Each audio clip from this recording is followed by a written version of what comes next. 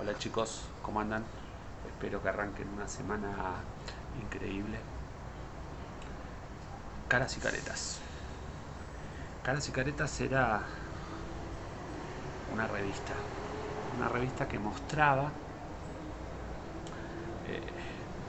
los distintos lados de cómo se veían algunos personajes políticos en su momento.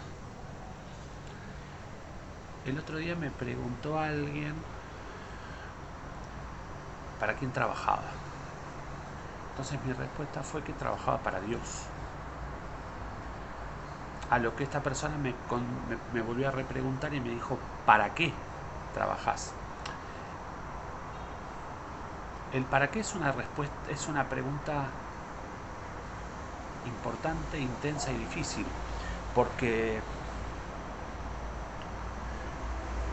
dar una respuesta al para qué implica cerrar el círculo de la pregunta. Alguno podrá pensar que trabajamos eh, para llevar lo que Dios nos da a otros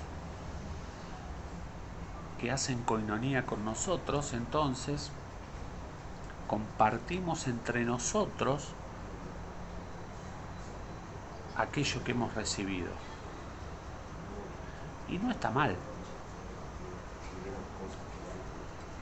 De hecho, me gusta cuando Dios me da alguna revelación, cuando Dios me da la primicia de esa revelación, me gusta poder acercársela a alguien que comparte mi fe.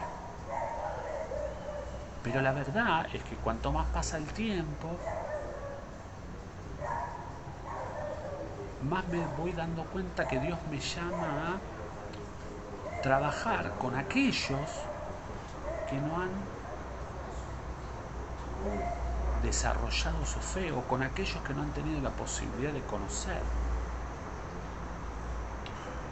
Hay dos cosas que mueven a Dios. Lo primero que mueve a Dios es la fe del que pide. Claro, alguno me dirá, pero aquel que no conoce, ¿dónde pone su fe? O hacia dónde orienta su fe. A Dios no lo conmueve la calidad de fe. A Dios lo conmueve que el que pida tenga la certeza, la esperanza de que Él lo va a escuchar. Para Dios es irresistible, sea cual sea la situación del que pide, es irresistible cuando una persona pide con fe. Lo segundo que mueve a Dios es la miseria. La miseria mueve a Jesús. Cuando hablamos de miseria, hablamos de la desgracia de la situación que le toca vivir a una persona. A Jesús lo conmueve al punto de soltar su milagro, soltar su poder, hacer que la cosa suceda. Esas dos cosas mueven a Dios. Claro, la palabra milagro es una palabra que ministerialmente se la ha maltratado. Se la ha maltratado tanto que cuando alguien habla de un milagro,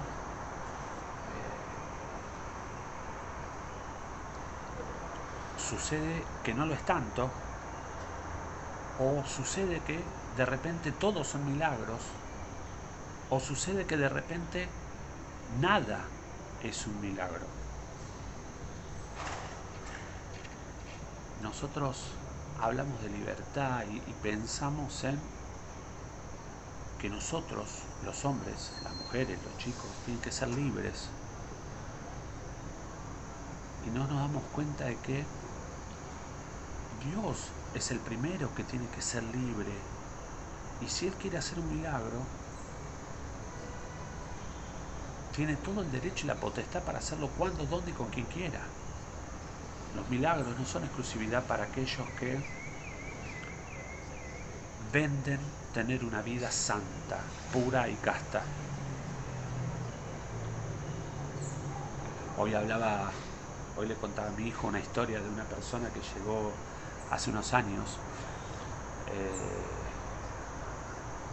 y que tuve el privilegio de poder trabajar con él.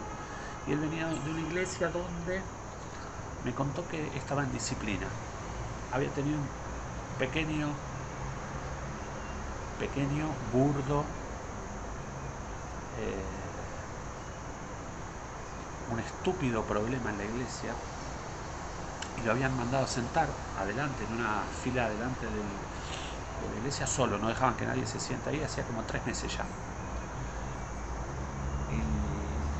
Y me contó que no entendía el porqué. El porqué de la exposición, el porqué de lo incómodo de la situación. Y me contó que él se había enterado que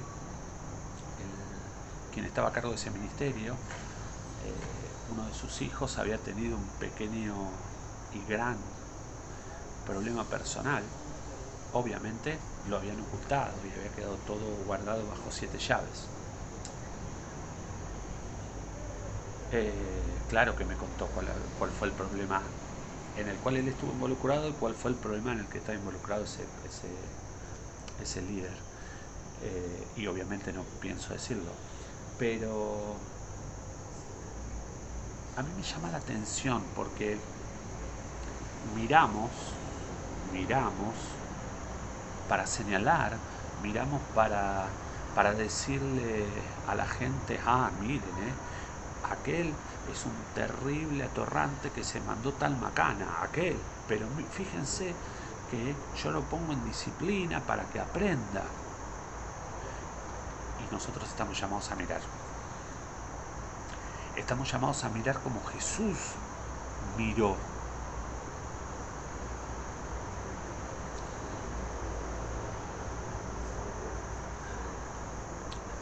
La pregunta que me hago es, ¿un milagro mueve la fe o la fe mueve un milagro? Estamos llamados, les decía la semana pasada, que estamos llamados a trabajar con nuestro próximo. Nuestro ministerio es el hombre. Nuestro trabajo es el hombre. El hombre que Dios pone enfrente nuestro. No el que sienta al lado nuestro en la iglesia, el que pone enfrente nuestro. Y estamos llamados a mirar con el corazón, con lo que nosotros hemos recibido. Nosotros no miramos con juicio, nosotros no miramos para ponernos en una altitud diferente. Nosotros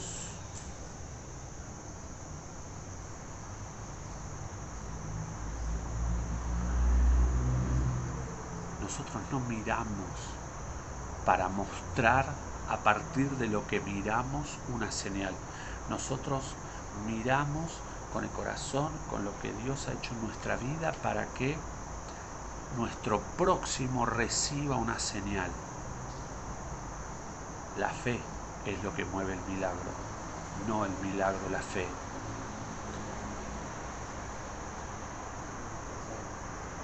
Hace un tiempo atrás les conté una historia de aquella mujer adúltera. Y aquella mujer adúltera llegó, la trajeron a Jesús. Imagínense la situación. La encontraron engañando a su marido y la pasearon por todo el pueblo, la llevaban a apedrear, a matarla a piedrazos. Y la pasearon por todo el pueblo hasta que la llevaron a Jesús. Y dice que Jesús estaba recostado escribiendo sobre la arena. Y dice que los acusadores empezaron a inferir sobre esta mujer, a señalarla y decir todo lo que esta mujer había hecho, que lo había hecho. Y Jesús seguía escribiendo en la arena. En un momento, dice la historia, hiperconocida, archiconocida, que Jesús deja de escribir en la arena y les dice: el que esté libre de pecado, que arroje la primera piedra. Y dice que pasaron unos minutos y todos empezaron a largar cada uno su piedra en el piso. Jesús seguía escribiendo sobre la arena. A los pocos minutos, lo que era un bullicio impresionante pasó a ser un silencio total.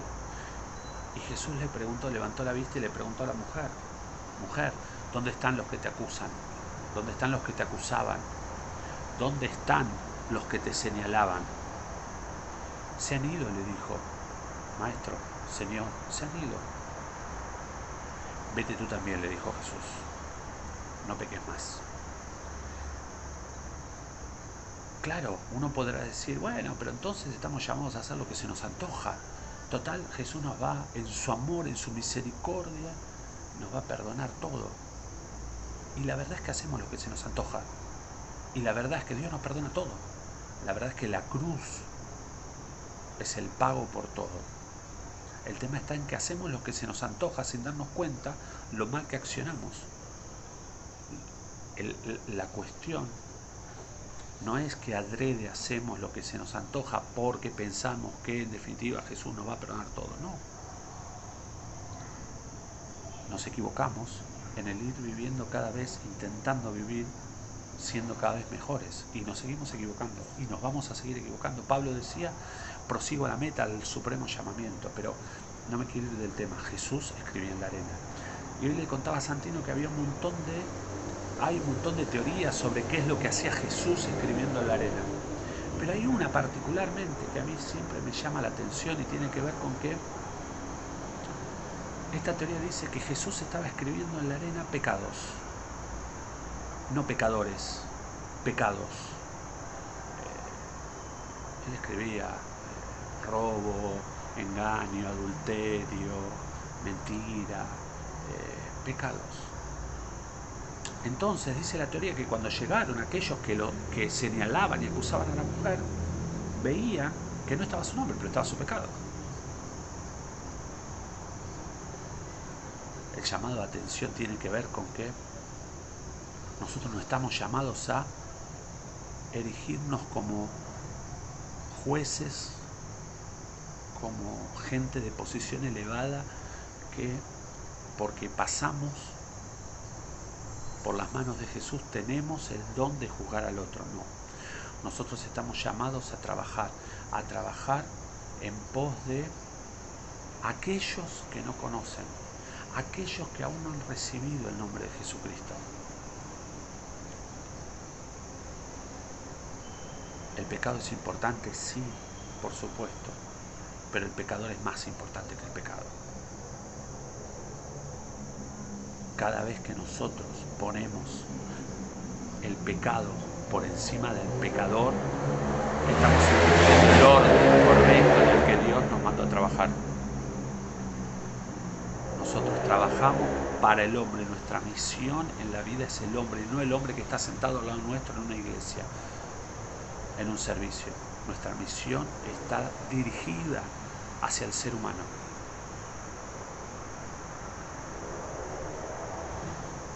La fe mueve milagros. Caras y caretas, les decía. Estamos llenos, estoy cansado de ver ministros y ministerios que nos llaman, nos invocan a la corrección, al juzgar nuestras actitudes, nuestros comportamientos, nuestras acciones. Estoy podrido, me pudren esos muchachos, me pudren. Entendí, entiendo y le doy gracias a Dios porque Él me dio la posibilidad de trabajar para aquellos que aún no han recibido a Dios, para aquellos que están totalmente acomplejados porque creen que por sus propias decisiones y por sus propios desastres que han hecho con su vida, no tienen chance con Dios. Me jacto de ser un tipo que no me horroriza nada. Nada. Siempre.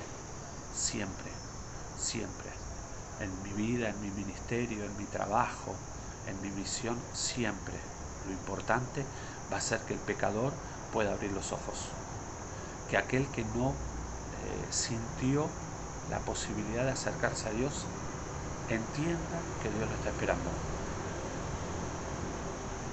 Caras y caretas.